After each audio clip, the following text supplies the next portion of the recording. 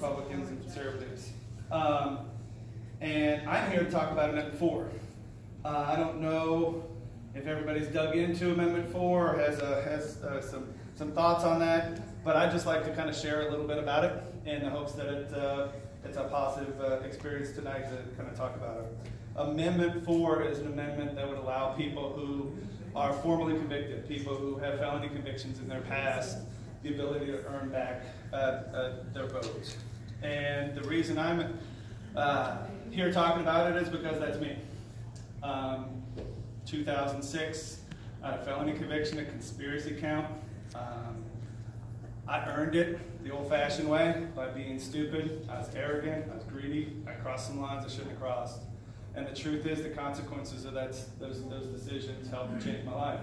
And I'm a believer in consequences. I'm a believer in walking out the decisions that we make. I currently live in Lee County, and I have kind of changed dramatically. I'm now the chairman of our local Lee Homeless Coalition, where we spend millions of dollars with our local churches and local entities, and have fiduciary responsibilities to watch over tax dollars as well as other dollars. And yet I'm living in a state right now where I'm unable to vote. And I'd like to talk to you about that just for a couple minutes. Because Florida's ultimately got a system that just is an outlier. If I lived in Texas right now and I had walked out all of my punishment, I'd be able to vote. If I moved to South Carolina, I'd be able to vote. If I moved to Georgia, I'd be able to vote. We currently live in one of 4 states that permanently bans people from earning back the ability to vote. And that includes tens of thousands of veterans. You know, I have friends, my friend Howie who lives in Brevard County, came back from 15 years of service and wrote a couple bad checks, and he still can't vote. There's a gentleman in Tampa, Alan, Purple Heart winner, marijuana charge 20 years ago, can't vote. And the truth is we have a system in place, but it just doesn't work very well. There's a waiting period for folks to try and walk through this process, and believe it or not, the government program just doesn't work very well. It's broken. The average person has to wait 10 to 15 years before they even get a hearing. And so what that's led to is that we have people like me who, I went to Trump rallies in Miami, I went to Trump rallies in Fort Myers, I went to Trump rallies in Naples, and we collected petitions because we thought, we don't think it's right for elected officials to be the ones choosing their own voters. We think that there should be a process similar to what we have in our neighboring states. And lo and behold, it struck a nerve. Over 1 million people signed these petitions. Ours is the only amendment that was put on truly by people. And so my hope is that you dig into this a little bit if you haven't thought about it. I'm not necessarily the kind of person who, you know, as counterintuitive as it may sound, wants to just be like, hey, we're always right, you know, you have to see it the way that I do. Like, I'd encourage folks to go home, get on the computer, look at all the different studies about the impacts of what happens when you allow somebody to quickly reintegrate back into the communities after they've made mistakes. Go to look at the left-leaning studies, the right-leaning studies. More importantly than that, look at the studies from Florida law enforcement. There was a study done by the Florida Parole Commission, which is Florida law enforcement, that was done, and the conclusion that they came to was that people who have earned their rights back are 3 times less likely to reoffend. Right? So that actually is one of those issues that ultimately brings it into all of our neighborhoods and all of our communities, if you think about the impact that it can have on the more than 1.4 million people in the state of Florida who are formally convicted. That could lead to safer communities. That can lead to less government expenditures. And we think that that's a good thing. So for me, and I don't know how much time I ultimately have, but I'm a big believer in kind of educating and planting seeds and having healthy conversations, and that's what's got us to this point. I've been a part of this movement for years as we work to get this on the ballot. And at the end of the day, you know, this is an everybody issue. Every community in the state of Florida was involved in this process, from the Panhandle down to Key West and everywhere in between. And so for me, I'd love to kind of do a little silly little game if I could, just to try and emphasize kind of some of these main points. So we have some second chance shirts, right? We talked about God, we talked about our faith. For me, it's not a surprise that I was stupid and arrogant and made decisions when I was really far away from God. And I'd never stand up here and say that I got it figured out, but I'm trying. And I let my faith drive my decisions in my life right now. And so one of the things we'd like to ask is, I'm going to give 2 of these shirts away. I'm going to ask some simple questions about this issue. So for instance, it's according to the Sentencing Project, there's 1.68 million people in the state of Florida who are formally convicted. I'm going to give the shirt to the person who can tell me what percentage of those are African American. Ooh. Closest, yep. 80? Anyone else? 50. Anyone else? 30? Who said 30? It's 30%. Wow. Whoa. So 70% of Way to people go, who are formally Vivian. convicted in the state of Florida are not African American. The other question I have is, every year there's 170,000 people who get a felony in the state of Florida. What percentage of those folks serve time in prison? 10%. 0. 2. I don't know. 20. Let's say 2. 0. All right, it's 25%. Wow. So I'm gonna. Wow. Way to go, Max. So I bring that up in 30 some seems respects to not bring it up. We live in a world in which the media loves to divide, the media loves to play all the games that they do.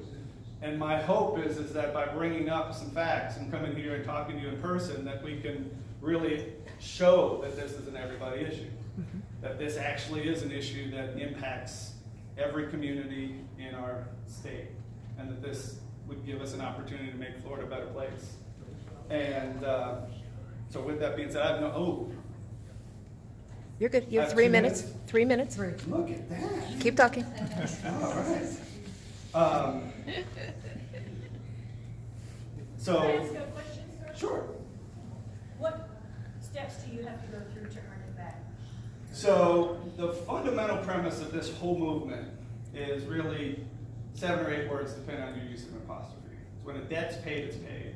So the process starts with whatever a judge gives you, right? So if you've got parole, if you've got probation, if you happen to be incarcerated, though, like we were talking about, 75% are people who are already in our communities who sit next to us in the church. They might be our pastors, you know, and so that process ultimately starts with what the judge's sentence is, right? So when people start talking about reoffense and different things like that, if you keep in mind that this is a process, a long process that starts with whatever your sentence is. All portions of it need to be finished. At that point, you've got your eligibility restored.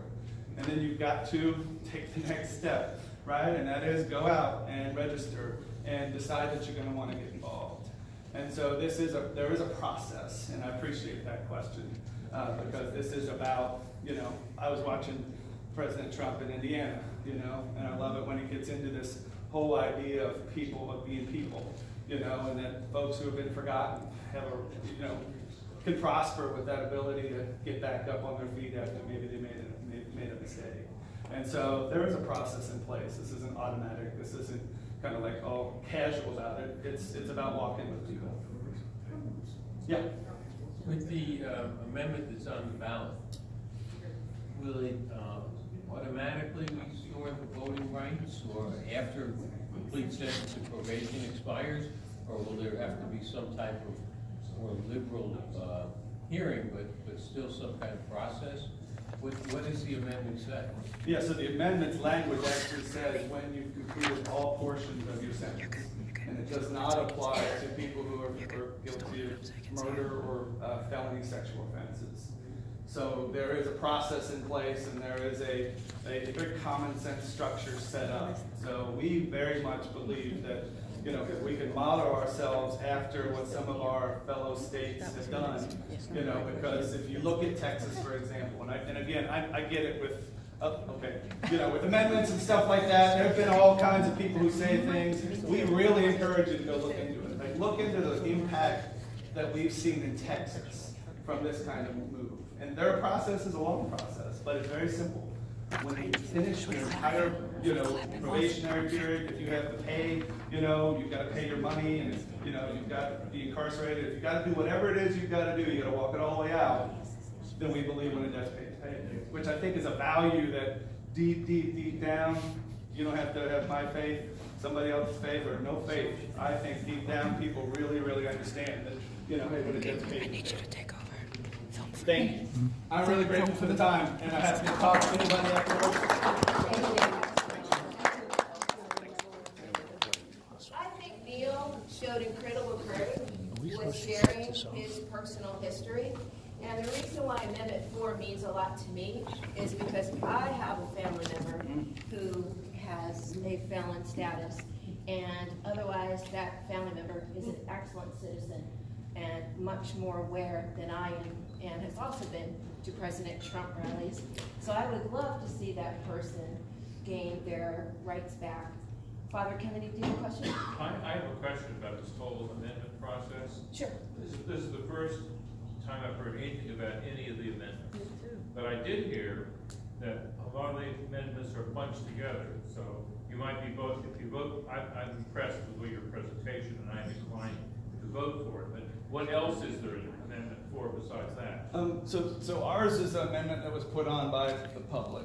Right. So it wasn't the CRC. Standalone amendment? Yeah, standalone, no wrapped in with anything else. Others have like 4 different things. That's correct. Yeah, those are the ones you should vote against. Yeah, it was a really interesting process. I'll vote for 4. Thank you. Can I just ask one quick question?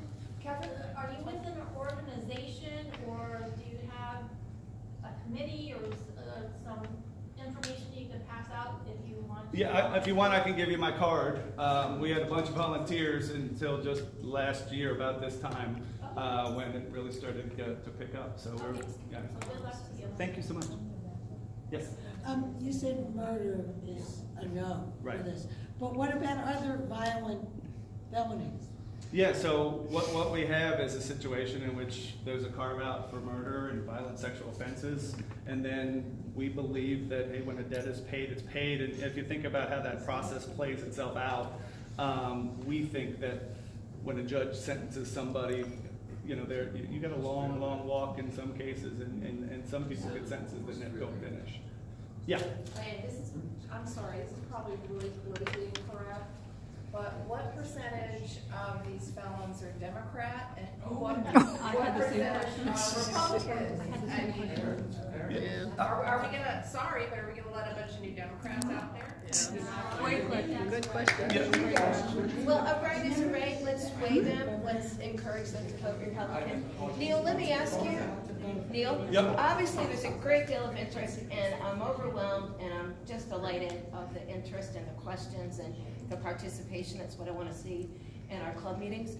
Are you able to stay for a little bit afterwards for anybody who wants to? I know John had put up some meetings. I'd love to talk, and if I can just say, like, one of the things that's fun for me, okay, this is just my little life of going and talking to people who are overcomers, right, who are really engaged in trying to bring our state in line with some of the other states. You see a situation in which people aren't actually allowed to sit in either of those boxes. So you see really good faith. You see people from all walks of life, from rural Florida, urban Florida, all over. And the debates are really cool because at the end of the day, you're not allowed to sit in that box or that box. So I view this as an opportunity for us to really engage our communities and improve the state of Florida. So I appreciate the question, but so you deserve an answer. But no, yeah. Well, it's impossible to answer. There is no information. What about you personally? Are you a Democrat or a Republican? Oh, both of us are Republicans. I mean, my gosh, I worked on presidential, state senate, congressional races for 20 plus years. Okay, thank you. Yeah. What color crimes are all Republicans? Thank you, everybody, for your participation, and you can definitely follow up with John and Neil through me if you don't get to follow up with him afterwards. So we're going to move on to our next speaker. John, as I told you, is a one-week-old friend, and Neil, I talked with this week, a slightly older friend, and a true patriot, a true up-and-comer, and a young but vital Republican. is here to tell us, and I forgot my hat, which will tell you a little of what he is going to speak about tonight. He is our Palm Beach County field representative, field director, Regional representative. regional 5 representative. counties. Nice. Thank you. Ooh. For Ron DeSantis. I first met John when he came on to Tammy Donnelly's campaign, and John and I have had some heart-to-heart conversations out there in the field. So it's been very exciting. We've really had to work well together, and John did not want an introduction tonight. He didn't want to write anything out. He wanted everything to be spontaneous, which tells you something about the way that he is, and that's great. I'm used to in Toastmasters, you have it all scripted out, you've heard me read introductions, but it's great to have a person who really interacts with people. He's going to interact with you for about 10 minutes tonight. If you have any questions, will you entertain them? Yeah. Great. So we have a lot to learn from a man who is learning a lot. Let's bring on John Paul Rich.